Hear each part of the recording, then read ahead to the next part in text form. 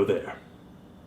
While Cory is looking up notes, allow me to welcome you to my new digs. There it is. I've actually been here for a couple of weeks now, but we haven't filmed any videos here. That's a lie. We filmed one.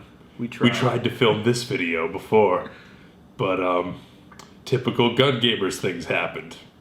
By that I mean we got really drunk, and the video that we tried to film made absolutely no sense. It's a 45-minute long blooper. You are correct. That was 45 minutes. You did not hear that wrong. It was quite something. Maybe one day I'll upload it in its entirety for a very select few people, because I don't think the entire world needs or wants to see that. But it was truly something special. Just take my word for it. Are you ready, Cory? I'm ready. Hey guys, I'm Cory from Gun Gamers. And I'm House. And today we have a video subject that was actually inspired by a conversation that Cory and I were having. A very pleasant, very nice conversation, as I'm sure you can imagine, not full of obscenities and hatred towards each other. That's not a thing Gun Gamers does. But the conversation we were having was about why we think that more people who are really into the game of Airsoft should try staffing, and how that not only helps your local community out or your game that you're trying to make better, but that also helps you as a player and your perspective on the game. So that's where we are today, talking about that. So earlier last year, when we went to Bad Blood, I was asked to be a squad leader, and that was like one of my first leadership positions. And it didn't go that smoothly. But later that day, I got to redshirt for the night game that Kyle ran, and that was such a blast. And that only made me want to do it more. So I did a little in-game staffing for a couple Hunters Creek games and a couple River City Airsoft games, and I had even more fun. And then over the summer, I ended up hurting my back, so I couldn't really play. So then I just redshirted an entire game with Kyle. And it was a great time, and I got to see the game in a completely different perspective. And after that, it made me a lot more confident as a leader and as a staff member, and definitely as a player. Because after you do stuff like that and then you go back to playing, it allows you to see the constraints of games, the constraints of players, and the constraints of staff members. Yeah. Something that I find a lot of people don't understand when they're just playing and they've never done the staff thing before is I think a lot of players don't really fully understand how Airsoft game design works and how Airsoft games are actually practically run. They might understand ideas and concepts, and more experienced players, even without staffing, might be able to look at it and say, oh, hey, this is why this happened, this is why this is happening. But you really do have to kind of be there, in the moment, with the other staff guys on the admin channel and listening in and talking and making these decisions on the fly with the rest of the staff members before you really get a full sense of how the game is run and how it's played on the back end, and how player actions can change the course of a game, really, and how certain fields will allow or disallow certain types of objectives, and how certain types of objectives can be best handled, because you'll get to see from every perspective, basically. It's like watching a top-down view of the game, whereas you're not just seeing one side of it, you're seeing every side, and you're keeping every perspective in mind, because you're trying to make the best decisions and do the best things and be in the right places to make sure the game goes smoothly for everybody so everyone has a good time. And that's something that I don't think a lot of people realize staff members have to constantly do. When someone will come up to a staff member and complain about something specific, in a lot of cases that might not be something the staff member has that much control over, mm-hmm. or that might be something the player is complaining about, but there might be a really good reason for it. So it's always one of those balancing acts of how do I keep the players happy, or this specific player happy, or this specific group of players happy? How do I allay those concerns but not compromise the game? And that's a balancing act that staff members have to continuously make that I don't think a lot of players think about.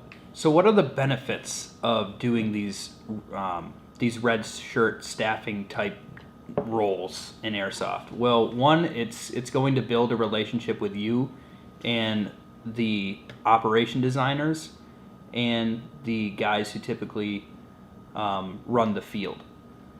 When, like, we've had times running ops at River City where, I mean, the staff has been so pleased with us, and that gives you some warm and fuzzy feelings. But it also shows your team members that when you take on these roles that you can be reliable. And that's huge because I've dabbled in red shirting. Now I'm always up for like some type of leadership position. And that stuff stresses me out, and I used to hate it, but now I love it, and now I get really excited about it. And let's say I did have to just redshirt a game, I would be completely okay with that, especially if it was like at one of the local fields.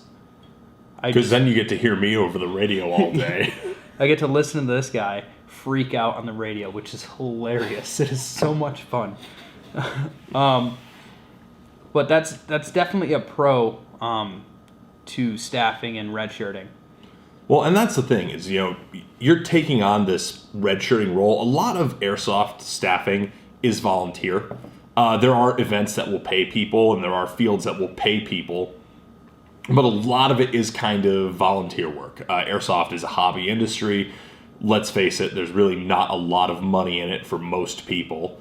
But if you are doing this, as a volunteer type of thing, then you get the opportunity not only to build a good relationship with the people who are running games in your area, which, can be beneficial if, say, you want to do something down the line. Like, hey, I want to run a game, on my own.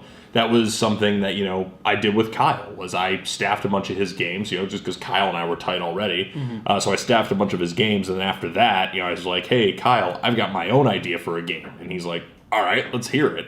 And, he knew that I would be able to take the reins on that kind of game design. But you mentioned confidence in leadership positions. Yeah.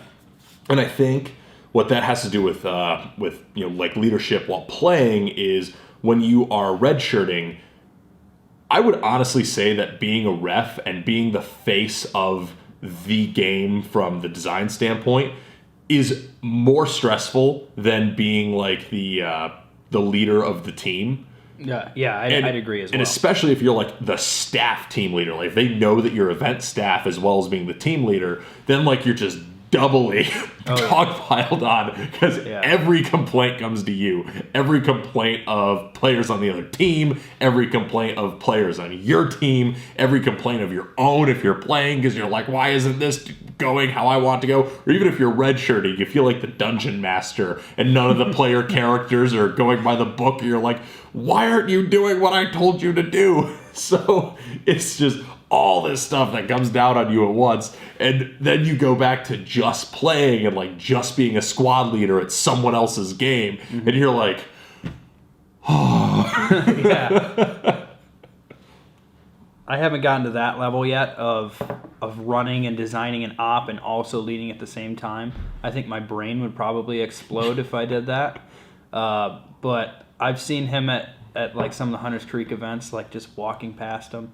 And he's like got this headset on. He's just covered in sweat. He just pulls off his headset and like squeezes it to the point where it just blows up.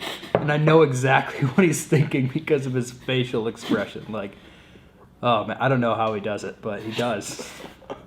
And it's funny because Cory will walk by and he'll be like, E-House just wants to chug a beer and have a cigar right now. Like, he doesn't want to be doing this. But at the same time, it's also great. Like, I'm enjoying doing it.